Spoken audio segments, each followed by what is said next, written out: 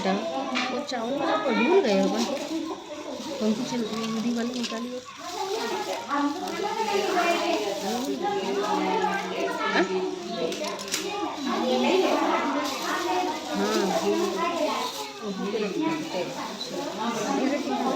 अब कैसे करें, लेके आऊँ क्या? उसको लाई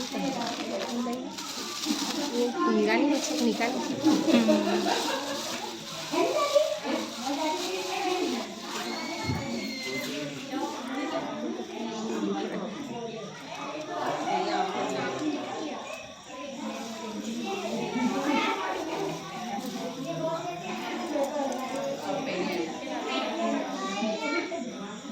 क्या करूँ,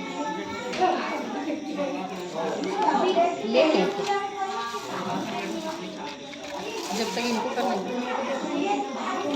टाइम लगा, लेके बाद में चढ़ा तो नहीं बनेगा, कथा चढ़ा में, देंगे। हाँ कथा के बाद में ऐसे घर कर जाके देते। कथा। हाँ हाँ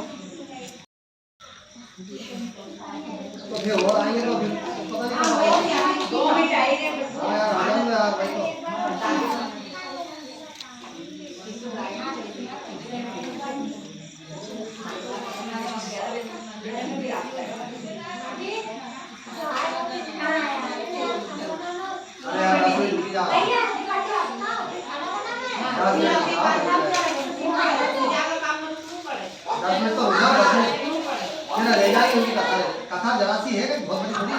ये 2 पन्ना कथा, 10 मिनट में कथा हो जाएगी। या हड़ताली का की कथा बहुत बड़ी कथा थोड़ी है, हर साल तो सुनो। ये कहीं सीधे 2 पन्ना की कथा हर साल तो बात।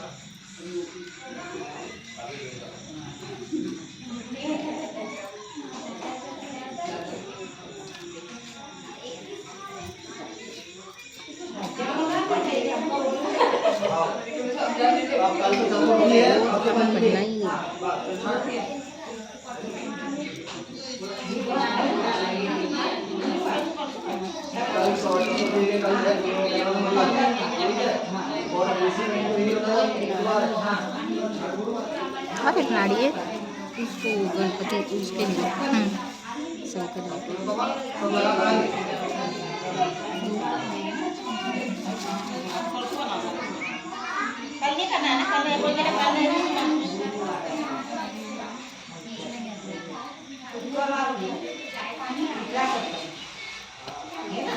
चलो शुरू करें, आ गए।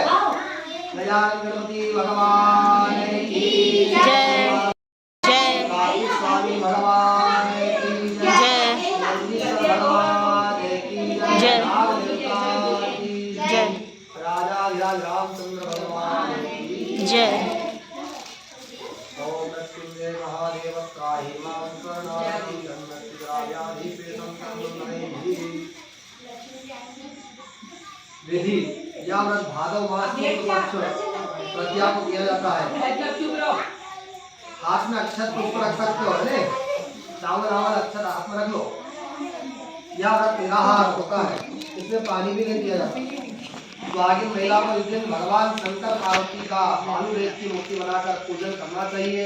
सुंदर वस्त्रों से मंडप सजाकर पूजन करे। मंगल गीत व कीर्तन का रात्रि जागरण करना चाहिए। उसमें 32 प्रकार की पत्तियां चढ़ाई जाती है। पूजन सामग्री केला, स्तंभ, दूध, सुहाग, पिटारी, गंगा जल, दही, तरकी, चूड़ी, चावल, घी, बिछिया, फूल, हार, शक्कर, कंगा, मटिका, शहद, सीसा, चंदन, सीसा मैंने कहा चंदन, अलग, घड़ा, डोरा, केसर, केसर की लिपि चढ़ाओ। दीपक, फल, पान, बिस्किट, धूप, कपूर, सुपारी, महावर की झोली, वस्त्र, सिंदूर, पकवान, यज्ञोपवीत, सोमवार मिठाई। कथा शुरू हो रही है, ये विधि और उसकी सामग्री थी। ठीक है। श्री परम पावन भूमि कैलाश पर्वत पर विशाल वटवृक्ष के नीचे, सबको सुना रही है अच्छे से, जोर जोर से भगवान शिव, पार्वती सभी गणों सहित बाघंबर पर विराजमान थे। बलवान वीरभद्र, भृंगी, श्रृंगी, नंदी आदि आदि अपने अपने पैरों पर सदाशिव के दरबार की शोभा बढ़ा रहे थे। गंधर्वगण, किन्नर, ऋषि हर भगवान की विविधा अनुष्ट छंदों से, स्तुति गान पर, अलापों से और वाद्यों, ढोल मंदिरों, डमरू इत्यादि बजाकर कर रहे थे। उसी शुभ अवसर पर महारानी पार्वती जी ने भगवान शिव से दोनों हाथ जोड़कर प्रश्न किया कि हे महेश्वर, मेरे बड़े सौभाग्य है जो मैंने आप तरीके अर्धांगिपति को वर्ण किया। मैं क्या जान सकती हूँ कि मैंने वहां कौन सा पुण्य अर्जन किया है?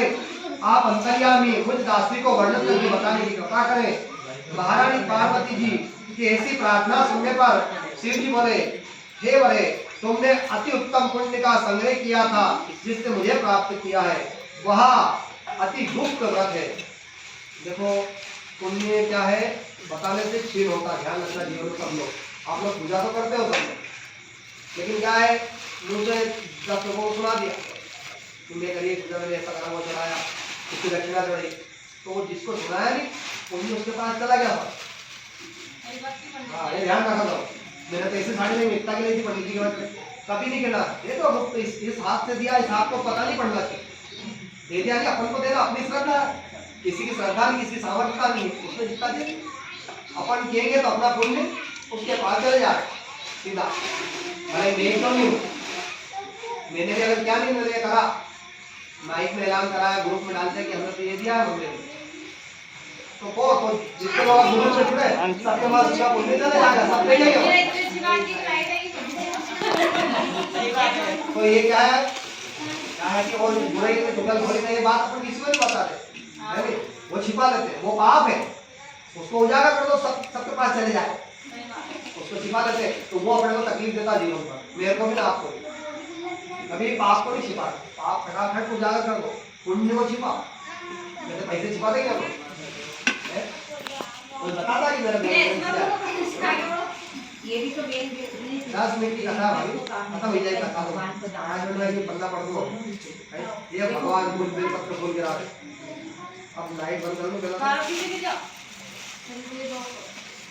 तो कौन से पुण्य भगवान के नाम से प्रसिद्ध है? यहाँ पर जैसे तारागण में चंद्रमा, नवग्रह में सूर्य और वर्णों में ब्राह्मण, देवताओं में गंगा, पुराणों में महाभारत, वेदों में 100 इंद्रियों में मन, ऐसा यह व्रत श्रेष्ठ है जो तीज हस्त नक्षत्र पड़े वह भी और महान पुण्यदायक होती है। ऐसा सुनकर पार्वती जी ने कहा, हे महेश्वर, कैसे आप तीजा व्रत किया था? पार्वती भैया पूछ रहे बोला, विस्तार के साथ श्रवण करने की मेरी इच्छा है। इतना तो भगवान शंकर बोले कि हे भाग्यवान हुआ, भारत वर्ष के उत्तर में हिमालय में श्रेष्ठ पर्वत है, उसके राजा का नाम हिमाचल है। वह तुम भागवती रानी मेना से पैदा हुई थी। तुमने बाल्यकाल से ही मेरी आराधना करना आरंभ कर दिया था। कुछ उम्र बढ़ने पर हिमालय की दुर्गम गुफा में जाकर सहेली सहित मुझे पाने हेतु तुमने तब आरंभ किया।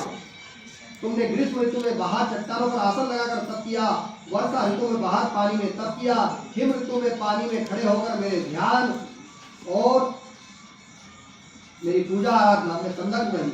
इस प्रकार 6 ऋतुओं में तपस्या करने पर भी जब मेरे दर्शन न मिले तब तुमने ऊर्ध्वमुख होकर, ऊर्ध्वमुख किसको कहते हैं मालूम है? शीर्षासन लगा माता रानी को तपस्या, सीधे खड़े रहकर तो हम कर ले, तो वो भी कई घंटों कई दिनों तक बिना कुछ खाए।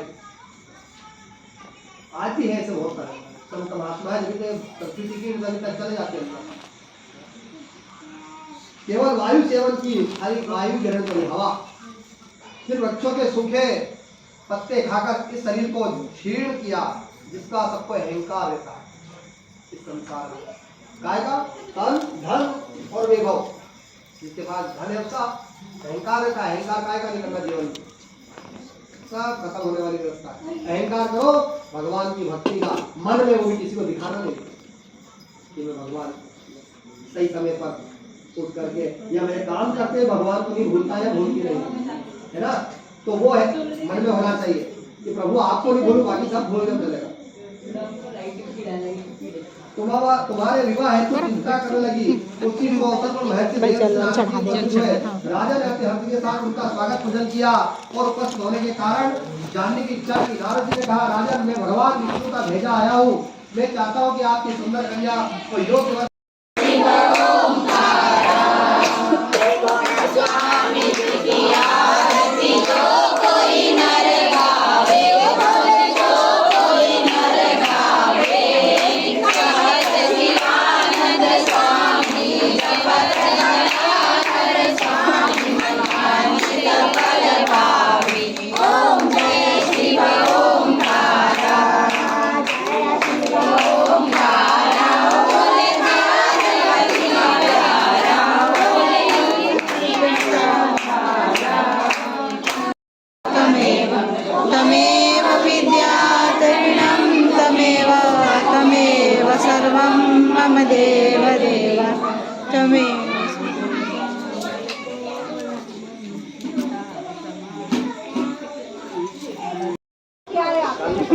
देखो मैं भाई के पाँव पड़ने के लिए बैठी हाँ पड़ गए तो मैं आशीर्वाद नहीं देता अच्छा होता है